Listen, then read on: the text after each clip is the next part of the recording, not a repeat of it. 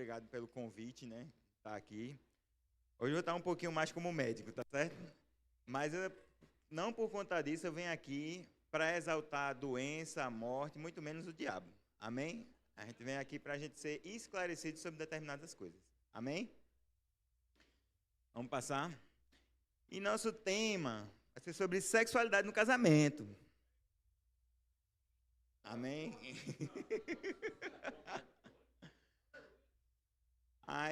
Só que aí, durante muito tempo, a igreja achou que sexo era coisa do diabo, né? Mas, na verdade, quem criou isso foi Deus, né? Mas, como a especialidade do diabo é deturpar o que Deus criou, né? Porque o sexo ele foi constituído para ser vivido no casamento. E aí, quando você não é desfrutar, né? Quando você usa dele fora do casamento, aí é que há uma deturpação. Próximo.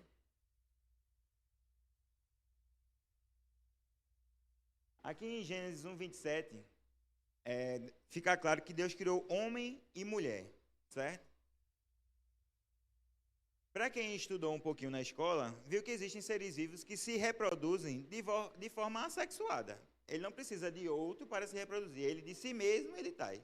Por decisão divina, Deus disse, não, eu quero que essa reprodução seja de forma sexuada, com dois indivíduos se reproduzindo. Certo? Próximo.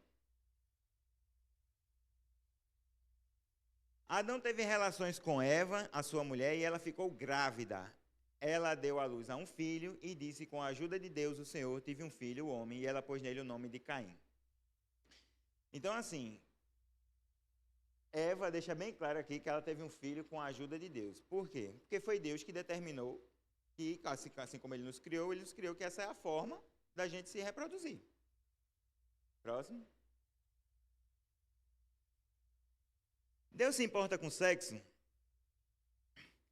Eu vou mostrar aqui alguns versículos que são vários, mostrando que ele se importa muito. E principalmente com a deturpação que teve.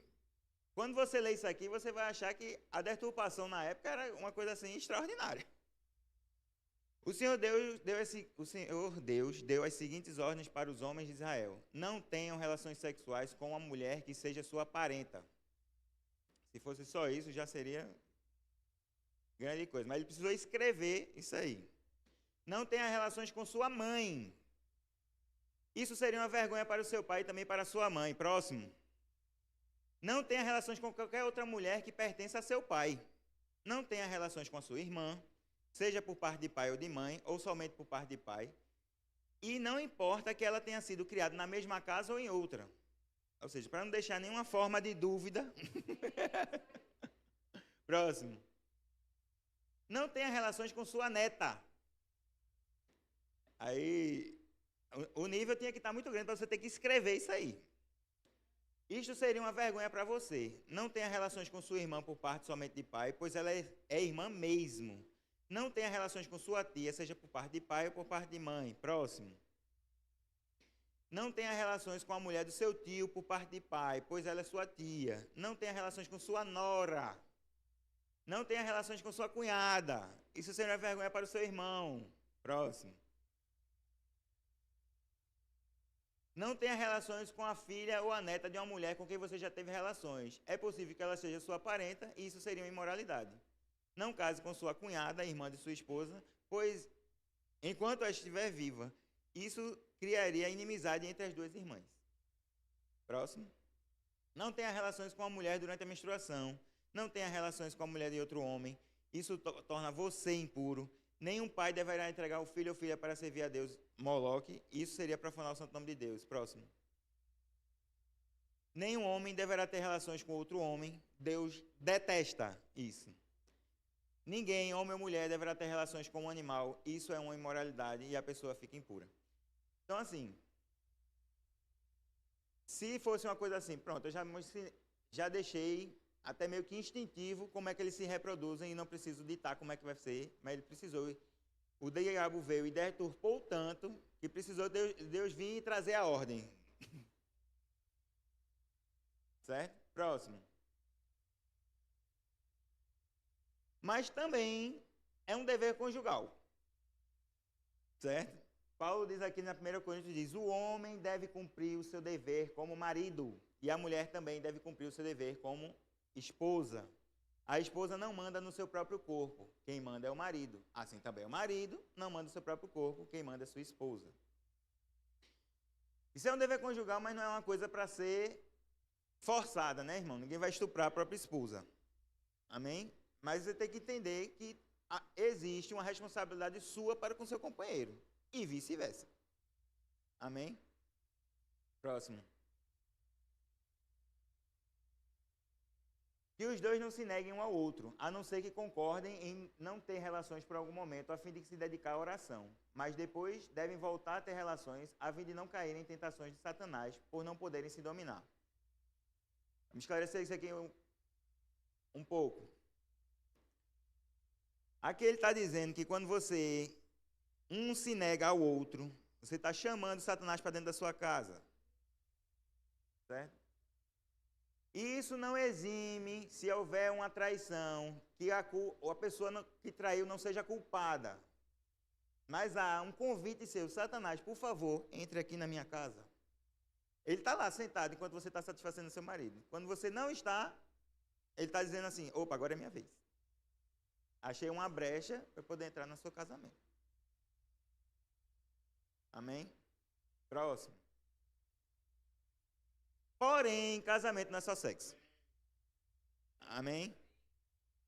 Que pode haver, por problemas de saúde, qualquer coisa, que isso pode acabar impedindo, principalmente quando vai chegando a idade mais avançada, que ninguém vai chamar de velho, hoje em dia não se fala mais velho, né? Chama-se melhor idade. Mas por questões até de cirurgia, por outras coisas, que isso pode vir a ser bloqueado, certo? Então, assim, mas casamento é toda uma estrutura que também tem sexo, apesar de ser sexo ser uma parte muito grande do casamento, mas ele não é só isso, certo? Uma vez eu vi uma ministração de Renato Galdar que ele usou o sexo como trigo do bolo, né? É aquele negócio. Trigo é uma parte muito importante do bolo. Então, o sexo também é uma parte muito importante do bolo. Tá certo? Próximo. Jesus respondeu, por acaso vocês não leram um trecho das Escrituras que diz, no começo o Criador os fez homem e mulher? Por isso o homem deixa seu pai e sua mãe para se unir à sua mulher, e os dois se tornam uma só pessoa. Assim já não são duas pessoas, mas uma só. Portanto, que ninguém separe o que Deus uniu. Então, aqui ele deixa claro que o casamento é uma aliança em que, inclusive, duas pessoas se tornam uma. Né? Então, o sexo tem que fazer parte disso, mas não é só isso. É uma aliança. Amém? Próximo. E quando temos problemas? Próximo. A disfunção erétil ela é muito comum. Normalmente, quando ela acontece em pessoas jovens, está mais relacionado ao problema psicológico. Tá? Geralmente, porque muita gente chega, um casal, o marido tem 28 anos, chega, eu quero dosar meus hormônios. Veja, muito provavelmente, seus hormônios são muito normais, com 28 anos não há esse problema. Então, a disfunção erétil é uma incapacidade de o homem conseguir obter e manter uma ereção do pênis suficiente que possibilite uma atividade sexual satisfatória. Pode ser um sinal de doenças crônicas em atividade ou mesmo problemas psicológicos, afetando a qualidade de vida dos pacientes e seus parceiros. Não sei se vocês já ouviram falar de uma síndrome chamada síndrome metabólica, que é quando uma pessoa tem hipertensão, diabetes, colesterol alto, triglicerídeo alto. Você sabia que o primeiro sintoma que pode ser dessa síndrome metabólica pode ser disfunção erétil? Normalmente é quando ela vem aparecer, ela chega 5 anos antes disso tudo, vem aparecer depois. Então, assim, não é eu não quero dizer assim, uma coisa alarmante, mas que você se cuide. Porém, se isso aconteceu uma vez na sua vida, a gente considera isso normal. Certo? Porque para você manter uma relação sexual, você precisa estar concentrado nisso. Por exemplo, Falando agora para os homens que estão aqui. Eu estou aqui, está todo mundo sentado aí, todo mundo está me escutando, eu estou falando, e ninguém está tendo uma ereção agora. Por quê? Para ter, você precisa de concentração, precisa ter foco. Qual é o grande problema que existe, o mais comum? A pessoa está preocupada com alguma coisa. Uma doença, uma dívida, um problema de discussão no trabalho, no casamento. E isso, durante a atividade sexual, se a pessoa lembrar desse problema, já tirou o foco. E pode acontecer. Então, eventualmente, isso pode acontecer e não é um problema. Era um problema naquele momento. Agora, se isso persiste por um longo tempo, aí sim é um problema. Próximo. Então, quais são as causas que isso aí pode acontecer? Tem um bocadinho. São causas neurológicas, né? Até 20% dos casos da disfunção erétil estão associados a problemas neurológicos. Então, doenças degenerativas como esclerose múltipla, doença de Parkinson, AVC, tumor no sistema nervoso ou traumas, que deram um trauma na cabeça ou na coluna, pode acontecer de você vir a ter um problema. Mas assim, como eu lhe disse, mesmo tendo esses problemas, a gente tenta tratar. E aí o que a gente não consegue tratar, aí a gente volta para casamento não é só sexo. Tá certo? Mas a grande maioria a gente consegue ter uma resposta boa. Próximo. Então, problemas anatômicos ou estruturais. Tem pessoas que desde o nascimento têm problemas no pênis, né? Existe uma doença chamada doença de Peyronie, que é quando o pênis ele vem curvado. Todo homem tem uma pequena curvatura no pênis que não impede de ter uma relação sexual. Mas, às vezes, essa curvatura é muito grande e isso impossibilita ele ter relação. E quando eu digo muito grande, eu já peguei 90 graus mesmo. Era até para cima, mas era 90 graus e não tem como ter a relação. Então, nesses casos, quando tem um problema anatômico, precisa fazer uma cirurgia. Certo? Próximo. Distúrbios hormonais. Muita gente assim pensa assim, um problema de testosterona. Pode ser, mas não é só isso. Outros hormônios, como problema de tireoide.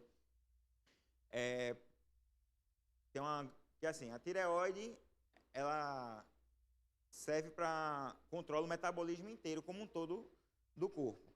Mas existe uma glândulazinha chamada hipófise, que ela tem vários hormônios, e se um deles estiver desregulado, também pode causar isso aí. Próximo. Pode ter impotência induzida por drogas. Então, assim, alguns antihipertensivos, remédio para depressão, antipsicóticos e drogas mesmo, como álcool, heroína, cocaína. E tudo isso pode levar à disfunção erétil também. Próximo. E aqui que é o que a gente mais tem, que é as psicológicas. Pelo menos metade das disfunções eréteis são por problemas psicológicos. São problemas como ansiedade, depressão, estresse, que afetam mais a população adulta jovem, gerando transtorno de ereção por diminuírem diretamente a libido. O que é que acontece isso aqui? Como eu disse, aquele caso que eventualmente pode ocorrer e é normal, mas ele é normal aquela primeira vez, mas agora ele vira sendo a causa, porque aí o medo de falhar de novo, você vai falhar. Porque o medo, lembra que a gente precisava da concentração? O medo acabou a concentração. Não é que talvez você vai falhar. Se ficou com medo de falhar, vai falhar. Certo? Então, senhoras, vamos lá. A senhora é o maior estimulante do seu marido. Principalmente não cobrando. Não, porque não sei o que naquela vez e agora. Se você ficar lembrando aquela vez, aí é que não vai acontecer mesmo. Próximo. O tratamento. Depende das causas, né? Como a gente disse. Não adianta. A gente tem várias medicações hoje em dia que a gente pode fazer uso. Mas dependendo da causa, aquela medicação não vai surtir efeito. Entendeu? Mas as medicações ajudam muito, mas o mais importante são as mudanças do estilo de vida. Eu acho que eu não preciso falar aqui sobre não fumar e não beber, né? Agora, praticar atividade física, alimentar-se de forma saudável são imprescindíveis para todos os âmbitos. Próximo. E o tratamento pode ser feito dividido em não farmacológico, que é o aconselhamento psicológico. Por quê? Como eu disse, metade das disfunções eréteis são psicológicas. Então, normalmente eu posso até lhe passar um remédio, você vai ter uma relação boa. Mas se a causa é psicológica, você sempre vai precisar do remédio. Eu gosto de fazer uma comparação. Uma pessoa que tem pneumonia, que é uma infecção nas vias aéreas, ela tem febre. Você com pneumonia, quando tem febre, você toma dipirona. Vai baixar a sua febre. Ela vai resolver sua febre? Não, porque você precisa do antibiótico. Minha comparação é, o remédio para ereção aqui é uma dipirona. O antibiótico é o tratamento psicológico. Amém? Próximo. Eita, aí tem os The Flash.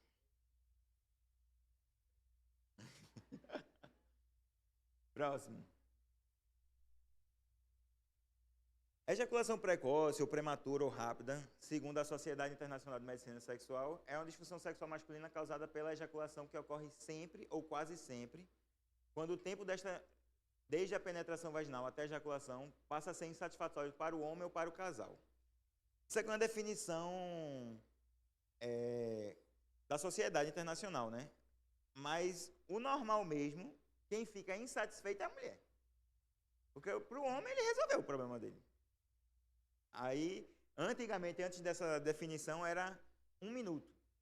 Se durasse menos do que 1 minuto... Mas assim, para o homem ele resolveu o problema dele. Mas aí a mulher, né? Então assim, quando o homem chega lá e diz, não, porque está rápido, ou está bom, aí eu disse, certo, a mulher diz o quê? Aí disse, não, para ela tá bom. Aí se tá bom mesmo, tá. Às vezes quando vem casal é melhor, porque eu pergunto a ela. Elas não dizem, mas elas fazem aquele olhar. Não.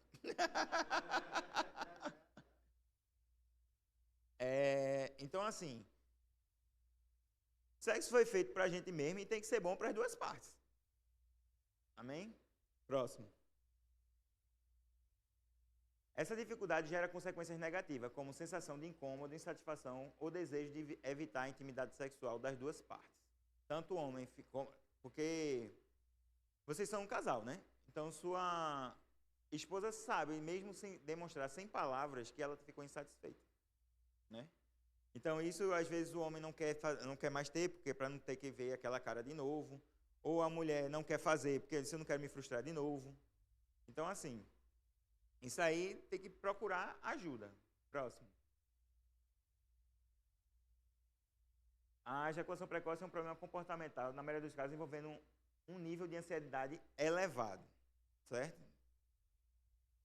Para você ter uma ideia, alguém sabe o que é CID aqui, a Classificação Internacional de Doença? No CID, que normalmente pedem atestado, né? No CID, ejaculação precoce não como é que se diz? Ele não está no grupo das doenças urológicas. Ela está no grupo das doenças mentais. Porque, dado a tão uma associação muito grande sobre a ansiedade. Certo? Próximo. Muitas vezes o paciente com ejaculação precoce possui um perfil psicológico de ansiedade. Nesse sentido, praticar atividades que aliviem o estresse e conversar com sua parceira sobre o problema podem ser úteis do ponto de vista emocional. A ajuda de um terapeuta sexual pode proporcionar excelentes resultados, inclusive a cura do problema. Aqui é a mesma coisa. Lembrando da dipirona e do antibiótico. A gente consegue passar remédios. Agora, nesse caso aqui, você não consegue um remédio assim, que tomou agora, vai ter. Na verdade, a indústria tem até um remédio novo que ela promete fazer isso aí. Mas os remédios mais clássicos, você começa a tomar e depois de 10 a 15 dias é que você vai começar a sentir os efeitos de que essa ejaculação vai começar a ficar um pouco mais retardada. Mas ainda assim, vai ficar meio que, como eu disse da outra vez, meio que não é que é dependente no sentido de depender do resultado pelo remédio, porque o que vai resolver é tratar a ansiedade. Próximo. O tratamento é realizado basicamente por meio de psicoterapia sexual, podendo ser do tipo comportamental ou farmacoterapia. Os medicamentos antidepressivos e analgésicos de ação sistêmica ou local tenha empregado um bom índice de sucesso. E quando existe disfunção erétil associada, isso aí normalmente em torno dos 40% de quem tem ejaculação precoce tem disfunção erétil também. Lembra que uma das causas, a maior causa da disfunção erétil, né, psicológica, então como a daqui é também com a mesma causa das duas doenças. Os inibidores de fosfodiesterase do tipo 5 podem ser igualmente utilizados. No caso aqui, esse inibidor aqui é para disfunção erétil. O que é que eu quero chegar com isso aqui? Que eu gosto de esclarecer. Porque às vezes você pode ir no urologista e ele vai passar um antidepressivo para você, que é o tratamento para ansiedade. Aí, mas eu não estou depressivo. Eu digo, sim, mas o tratamento para ejaculação precoce é utilizado numa classe que, quando inventaram, chamaram de antidepressivo. Próximo. Há uma tendência de se utilizar a combinação de psicoterapia sexual e farmacoterapia visando melhores resultados. Próximo. Agora vamos para a mulher, né? Para os homens não ficar só constrangidos.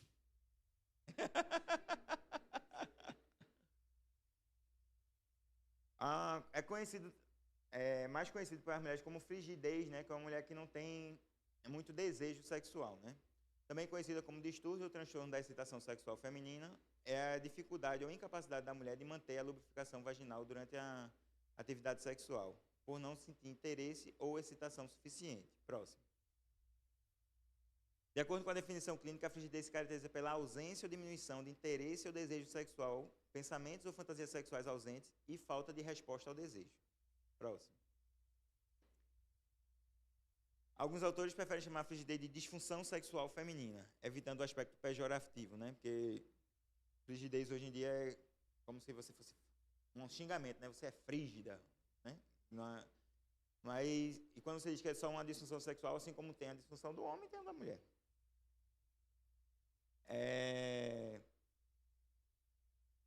Embora a falta de apetite sexual possa ser diferenciada da incapacidade para manter orgasmo, ambas costumam ocorrer conjuntamente. Próximo. A apatia sexual da mulher acaba por tornar-se problemática numa relação quando começa a recusar e a evitar a intimidade sexual, e este comportamento provoca discussões, acusações e confusões, e aquilo que já estava ruim começa a ficar pior. Lembrando o seguinte, né? Aqui eu estou falando sobre doença. Eu não estou falando do homem que lhe trata mal o dia todo e de noite ele quer ter alguma coisa, não. Tá certo? Próximo. Então, quais são os sintomas, né? Que a mulher pode ter? Redução ou ausência de interesse sexual, falta de iniciativa para começar o contato íntimo, falta de desejo ou resposta às tentativas do parceiro em ter contato íntimo, redução ou ausência de fantasias e pensamentos sexuais. Próximo.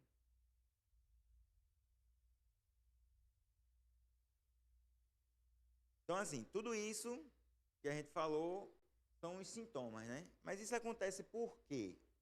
Teve aqui mais sintomas. A ausência ou diminuição da excitação e sentimento de prazer durante o contato íntimo, a ausência de excitação sexual quando em contato com outras formas de prazer, como histórias eróticas, imagens e filmes sensuais. Isso aqui eu não estou estimulando a fazer, não, tá? É só porque é assim que a ciência fala. O diagnóstico deve ser feito pelo médico ginecologista e normalmente é confirmado quando existe a presença de 3 ou mais daqueles sintomas citados. Próximo.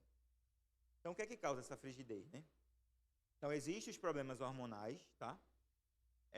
Hipotireoidismo, pós-parto, a menopausa, tudo isso faz que o estrogênio, né, diminua e, por conta disso, haja uma lubrificação menor na vagina. E isso dificulta tanto a excitação quanto o prazer durante a relação íntima. Então, pode acontecer que, por ela não lubrificação, porque o hormônio está baixo, possa ter dor pélvico, abdominal, corrimento. Então, isso vai deixando, para a mulher, passa a ser muito desconfortável ter relação sexual. Que é para ser prazeroso, não é. Próximo. Tem causas medicamentosas, né? Assim como no homem, antidepressivos, anticoncepcionais, sedativos, cigarro, álcool em excesso. Tudo isso pode fazer com que o desejo ele fique baixo. Próximo. Cirurgia. Algumas cirurgias, né, na mulher é mais comum é a esterectomia. Ah, toda esterectomia vai causar frigidez? Não. Mas é porque durante a cirurgia, alguns nervos ou vasos sanguíneos da região podem acabar sendo cortados ou ligados. E isso diminuir a lubrificação lá no local e até o nervo, que teoricamente iria mandar a informação de prazer, não chega. Mas não significa que toda esterectomia vai causar isso, mas pode ser uma causa. Próximo. Causas psicológicas, né? Doenças específicas podem afetar o desempenho sexual, principalmente, tudo aqui, não sei se vocês notaram, todas as doenças estão muito relacionadas à mente. Porque, como eu disse, para você ter relação sexual, você precisa de sua mente estar bem. Então, ansiedade, depressão e estresse devem ser avaliadas as vivências sexuais traumáticas, conflitos e bloqueios psicológicos. A diminuição da autoestima, frustrações crônicas, irritabilidade, medo de engravidar, relações emocionais inadequadas do par sexual, violência doméstica, etc. Então, assim, como eu falei, né? Se a mulher, ela sofre violência doméstica, como é que ela vai querer se deitar com o marido dela? Não vai, né? Da mesma forma, o que é que ele quer dizer com relações emocionais inadequadas? Você pode não bater na sua mulher, mas se você sempre coloca ela para baixo, sempre você tratar ela mal, não dá um elogio durante o dia, aí de noite quer brincar, não vai brincar, né, irmão? O barquinho vai ficar fechado.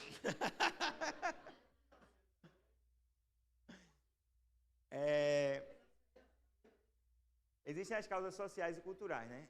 Aí tem esses fatores religiosos. Como eu falei no início, às vezes você aprendeu que sexo é coisa do diabo, né? Ou que deve ser evitado, ou uma coisa muito vergonhosa. Eu tenho uma tia de 70 anos que ela foi para a lua de mel e voltou virgem. É um negócio que ela era tão assim, bloqueada, que ela foi e voltou e não teve nada. Então, assim, não é só a questão de educação. Existe a questão da educação, mas existe também a questão de abuso, né? A gente pensa assim, a gente acha que não acontece, mas às vezes aconteceu na nossa casa e a gente não soube. Você pode ter até uma irmã que foi abusada e você nem sabe. Porque quem foi abusado sente vergonha de que foi abusado. E esse abuso leva a ter uma distorção do que é o sexo, né? Que para ele não vai nunca sentir prazer, porque aquele momento foi tão traumático na vida dela. E aí, por isso, tem que haver também um diagnóstico, e aí você também tem que levar isso para frente, né? Ou você vai perdoar aquela pessoa, né? Você pode ser tratado pela palavra, e se não conseguir, só precisar com ajuda psicológica, vai também. Tá certo? Próximo. Então, assim, não há um remédio. No homem seria até mais fácil. Mas pelas causas que a gente mostrou, não tem um remédio para melhorar a frigidez feminina. Vai muito de você, homem, tanto de questão de compreensão, quanto de estimular. E até, quando for fazer uma cobrança, não ser num tom de cobrança. Dizer assim. Outra coisa, voltando agora lá para o que estava. Por exemplo, a ejaculação precoce, como a gente viu lá, tem que ser uma coisa mais crônica, né? Porque se, irmão, você deixa o irmãozinho lá um mês, quando ele vai ter, ele está tão ansioso que vai ser rapidinho, viu? E isso não vai ser considerado ejaculação precoce, não, porque você privou ele tanto, que ele estava querendo tanto, que vai ser bem rapidinho.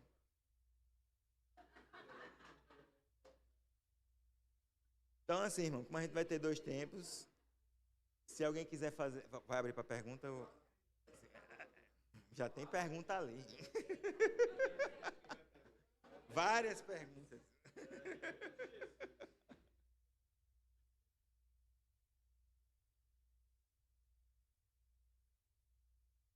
Top. Qual a forma correta de fazer xixi no vaso sanitário? Tanto o homem quanto a mulher. Explica. Veja. Muitas mulheres querem que homens façam xixi sentado, né?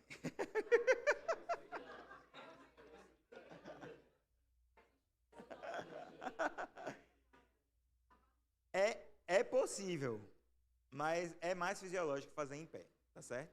Agora, nem por isso, irmão, você vai deixar lá o negócio todo... todo molhado. E para a mulher,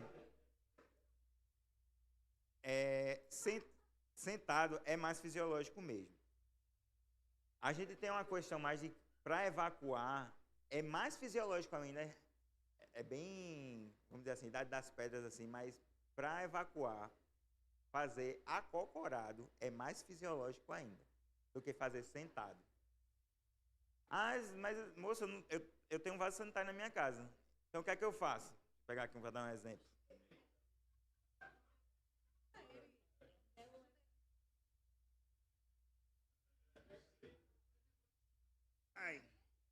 Tá assim, consegue fazer normal.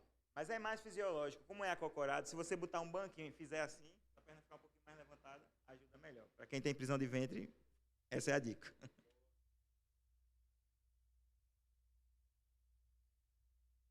O que pode causar infecção urinária?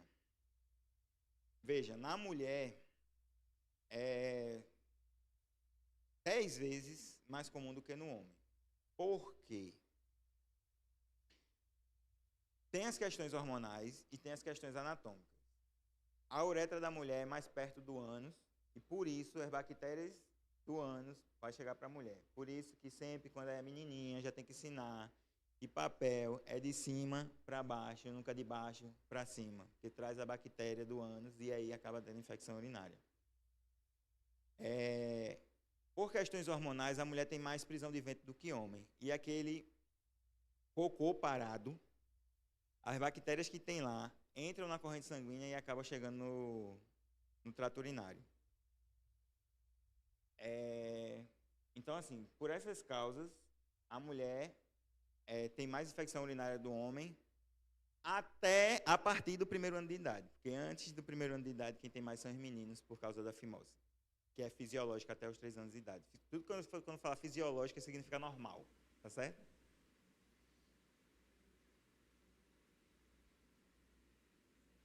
O que atrapalha o bom funcionamento dos rins? Vamos lá. Vou começar com as 3 maiores causas de insuficiência renal que existem, né? Hipertensão, diabetes e cálculo renal. No mundo, a maior causa de insuficiência renal é diabetes. No Brasil, é hipertensão, simplesmente porque o povo não trata, ou por falta de conhecimento, ou porque tem que tomar um remédio diário e esquece e tal.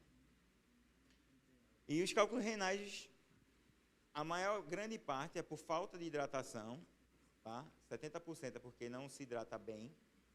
Agora sim, vai acontecer, tem 30% que vai dizer, doutor, eu tomo 3 litros de água por dia e ainda tenho um cálculo renal. Aí esses 30% têm problemas genéticos que seu rim excreta mais sal do que o normal. E aí a gente vai tentar tratar tanto com um nefrologista e com o urologista vai tratar as pedras.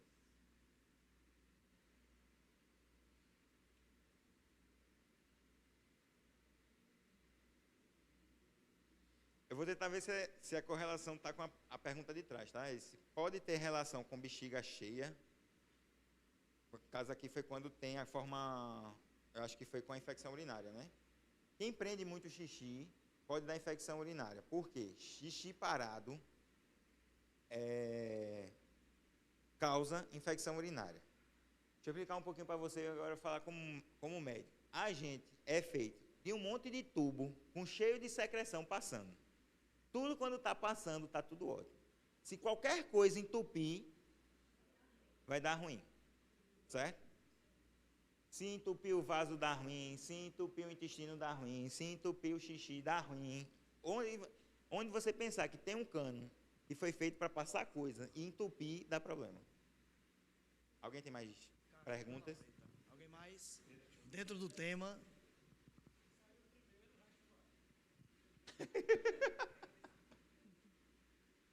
Alguém mais ficou tímido. Tão tímido, é? E aí, gente? Vamos lá? O doutor tá aí para responder, viu? Ei.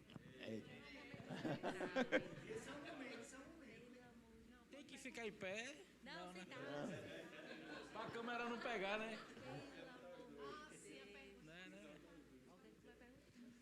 senhor falou em relação à ejaculação precoce. Mas quando existe uma ejaculação que tarda mais do que o normal, ao ponto de fazer a mulher chegar no ápice primeiro e o homem depois. Porque o normal seria o quê? O homem chegar no ápice primeiro para depois a mulher. Isso seria o normal. Vamos lá. O normal é os dois chegarem. Existe esse problema da ejaculação retardada, e esse é até mais difícil de tratar, porque são causas psicológicas mais profundas, tá? Mas esse negócio de ser depois, em tese, se perguntar aos homens, todos querem que dure mais, porque teoricamente isso teria um sinônimo de mais virilidade, né? Mas as mulheres não acham isso, não. Mas elas também não gostam de um minutinho também. Mas assim, vamos dizer assim, é mais frequente o homem chegar ao orgasmo primeiro que a mulher, mas não é porque esse sentido de que é normal, é para ser assim, não. A mulher pode chegar primeiro, e isso não é problema. Eu respeito a pergunta ou ficou ruim? Não. Se é normal.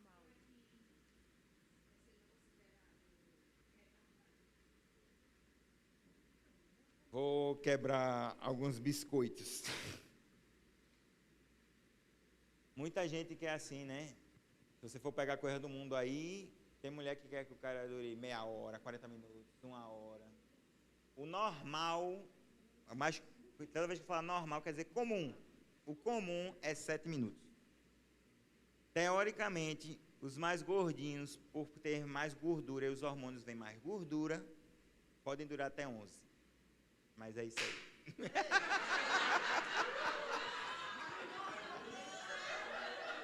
O magrinho engorda. Mas, assim, o ideal, nas definições, o que conta é se os dois chegaram ao prazer. Não tem a questão de tempo, entendeu? Porque se um chegou e o outro não chegou, deu ruim. Entendeu? O importante é os dois chegarem, independente do tempo.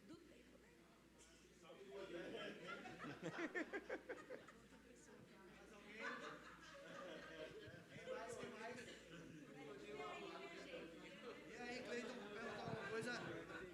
Tiago está querendo fazer alguma pergunta. E aí? Joãozinho? Alguém perguntou. Você daria para o homem que tem vergonha de procurar um urologista? Eita! Deus me livre.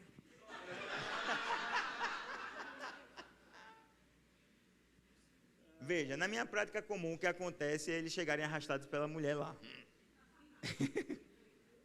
Mas assim, o importante é você cuidar da sua saúde, certo? O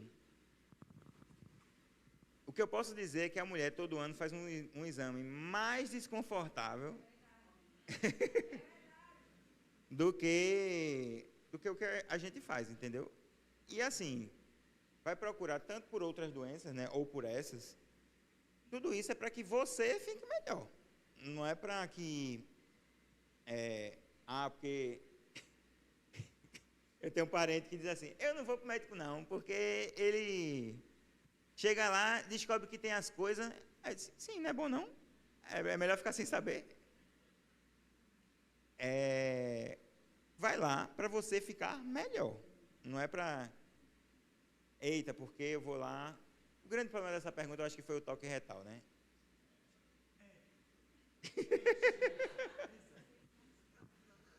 O toque retal, por que a gente faz toque retal?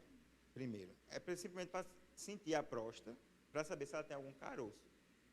Por quê? O câncer de próstata, quando ele vem dar sintoma, já é câncer avançado. Normalmente não tem um sintoma para dizer, quando eu tiver isso, aí mas falam não, mas eu urino bem, eu não tenho nenhum problema, não sei o que e tal. Certo, mas é por isso mesmo que vai fazer o toque. Porque quando der problema, agora lembrar também, por que está com problema de urinar é câncer? Não. Mas 80% das vezes não é. Mas qual é o problema? Que o câncer de próstata é o câncer que mais incide no homem e o segundo que mais mata. E por que ele não é também o primeiro, né? Porque, felizmente, o câncer de próstata, se fosse para escolher um câncer para ter, era melhor ter o de próstata. Porque, normalmente, ele é o menos agressivo do que os outros cânceres. Aí, como o câncer de pulmão, apesar dele ser segundo, ele é muito mais agressivo, ele mata mais. Aí, só que, para a gente conseguir, você tem um câncer mais prevalente do homem, e você tem que pegar ele quando está no início. Isso aí serve para qualquer câncer, não é porque é câncer de próstata. Qualquer câncer que é tratado no início, a chance de cura supera 90%. Quando ele está avançado, isso cai drasticamente. Então, basicamente, é para você se prevenir. E quando é que eu vou fazer isso? Veja, as sociedades de urologia recomendam fazer um toque retal e um PSA a partir dos 50 anos, se você não tem sintoma. Tá? Porque se você tem sintoma, acredita-se que você vai procurar um médico. Se você não tem sintoma, a partir de 50 anos. Se você tem história na família de alguém, pai, tio, avô, que teve câncer de próstata, isso baixa para 45. Em tese, também, a população negra também tem maior incidência, também seriam os 45. Só que assim, aqui no Brasil, porque esses estudos normalmente são feitos fora, né? E aí as separações entre negro e branco são bem... Aqui no Brasil todo mundo é miscigenado. Não vejo muito assim essa obrigatoriedade. Mas o ideal é certeza, 50 anos, tem que fazer um toque retal, um PSA. E por que faz um e não faz o outro? Porque os dois separadamente, quando eles estão normais, dá 80% de dizer não tem câncer. Mas tem 20% que diz o exame está normal e você tem câncer. Então, quando a gente faz os dois juntos, isso sobe para 92%. Então, se você faz os dois e está os dois normais, então só 8% é que mesmo dando tudo normal, você tem câncer. Certo? O PSA é um exame de sangue e o toque retal é um toque para tentar a próstata. Estou lhe esperando, viu, Hélio? Vai demorar muito, estou com 22. Desculpa, qual é a coloração que é saudável da urina? É a Da mesma urina, coisa pra homem, pra o mais mulher? perto de água possível. Olha. Se ela ainda está amarela escura, você está muito desidratado, tem que beber bem mais água. Ela tem que estar... Se tiver água, normalmente, se tiver muito frio e você beber muita água, normalmente você já urinou quase água, né? Você já teve essa experiência. Mas um amarelo clarinho, tudo bem. Mas se está tá amarelo, lembrando que também se você tomar determinadas medicações, principalmente anti-inflamatórios, dipirona, paracetamol, vai alterar a cor da urina. Né? Então, quando você tomar remédio, não fique se baseando nisso, que está tendo um problema ou não. Você já está tomando remédio e ele está alterando a cor da urina. Mas nos seus dias normais, o ideal é que fique bem claro.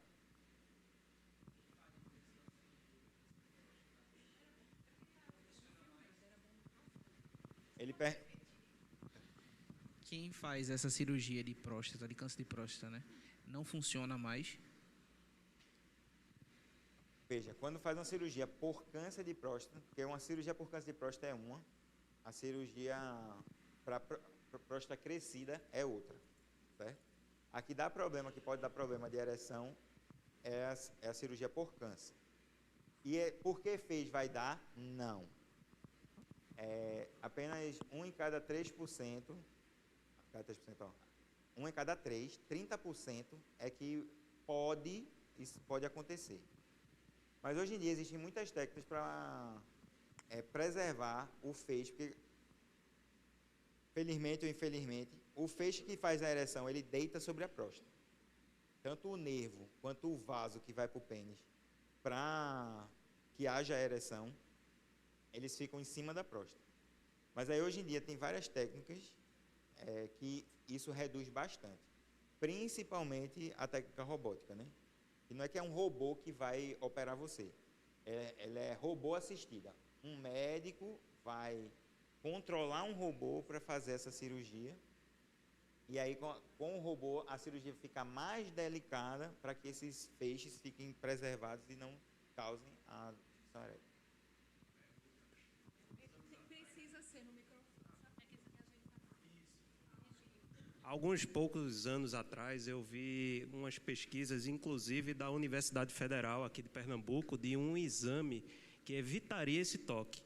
Então, vamos estender a nível mundial. O que é que se faz? O toque é o mais eficaz ou já existe algumas frentes aí, em algum local aí no mundo que já se faz diferente e que também é um exame extremamente eficaz? Existe um exame de sangue, né, chamado PMSA. Aqui no Brasil, ele só tem a nível de pesquisa, porque no momento, como ele ainda é recente, ele é muito caro. Então, só quando o cara vai fazer uma pesquisa, aí quando tem pesquisa vem financiamento, né, ou da indústria ou do governo, vem o financiamento para pagar esse exame. Mas ele ainda não chegou no nível laboratorial que a gente possa fazer para todo mundo.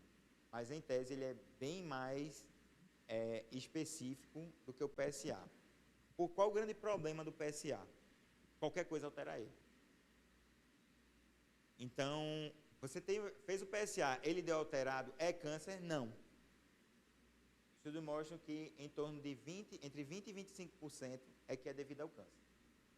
O que é que pode alterar o PSA? Se você teve relação sexual na noite anterior, altera o PSA. Se você andou de bicicleta, ou moto, ou cavalo, altera o PSA. Se você usa sonda, tem senhores de idade que não conseguem urinar e coloca a sonda, altera o PSA. Então, a gente chama isso em medicina, ele não é específico para câncer. E por que vocês ainda usam isso? Porque ainda não chegou mais novo. É a única coisa que a gente tem. Então, o que é que vai fazer? Porque o PSA não dá diagnóstico de câncer. Ele levanta a suspeita, aí vai fazer a biópsia, que é o padrão ouro. A biópsia que vai dizer, é câncer ou não é câncer. Aí, com o PSA normal, eu evito fazer biópsia, porque, em tese, o exame melhor é a biópsia. Só que a biópsia é enfiar uma agulha. Então, é um exame muito invasivo. Então, assim, o ideal seria assim, vamos fazer biópsia todo ano para todo mundo. Primeiro, que é caro. E segundo, que é muito invasivo e dá outros problemas também. Então, você tem que ter uma forte indicação de fazer biópsia. Ou pelo toque, você vai ver um caroço ou uma próstata endurecida, vai fazer biópsia. Tudo isso é para saber, não que é câncer, mas se você vai precisar fazer a biópsia que vai definir se é câncer ou não. Não sei se cheguei a te responder a pergunta.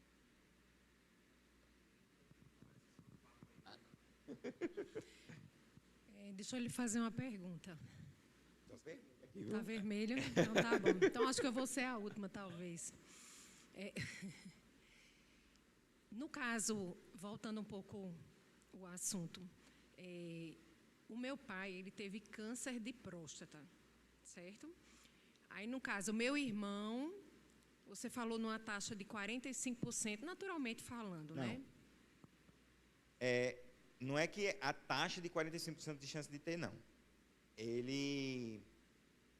Aí tem que fazer aos 45 anos. Tem que fazer o toque aos 45 e não aos entendi. 50. Mas o que acontece é assim, se eu tenho um parente que teve câncer de próstata, eu tenho 2 vezes mais chance de ter do que a população normal. Se eu tenho 2 parentes, 4 vezes. Certo, mas isso com relação ao filho homem ou a mulher também, as filhas? Na minha casa somos 2 mulheres. Porque mulher não tem próstata. Não, eu sei, mas eu digo assim, por Outro ser... câncer, não. Ah, pronto, era isso que eu queria saber. Os cânceres, é assim, se você teve um determinado tipo de câncer, é que geneticamente é para aquele tipo de câncer. Eu fiquei pensando nessa área, entendeu? Como se fosse útero, não tem nada a ver. Ok, Eita, obrigada. Agora vem uma pergunta grande, viu? Vem para a gente fechar. Meu Deus, Keila é enfermeira também, viu? Então, na verdade, é uma comparação e... Enfim, urologista seria urologista para o homem, assim como ginecologista para a mulher? Sim e não. Por que eu estou perguntando isso? Eu tenho um filho, um homem. E a gente não costuma levar o homem a um médico como a gente leva uma menina antes, a puberdade, essas coisas. Então, eu acredito que daí é que começaria a gerar essa questão de o homem não se cuidar tão previamente como a mulher se cuida. Então, assim, seria uma... Sim, é importante. Só não queria fazer o gancho assim, de que urologista trata homem e ginecologista trata mulher. Ginecologista trata homem, mulher e criança. É importante na puberdade, principalmente se você tem um problema de comunicação com seu filho. Não estou falando de briga, mas tipo assim, de falar, por exemplo, seu menino entrou na puberdade, várias coisas vão ser apresentadas a ele. Se você não fala, ou não tem coragem de falar, porque meu filhinho, não vou falar sobre isso com meu filhinho, é importante levar um médico, sim. E aí, nesses casos, eu indicaria levar para o urologista, sim. Mas o urologista, ele trata tanto do trato urinário, quanto do reprodutor masculino. Certo?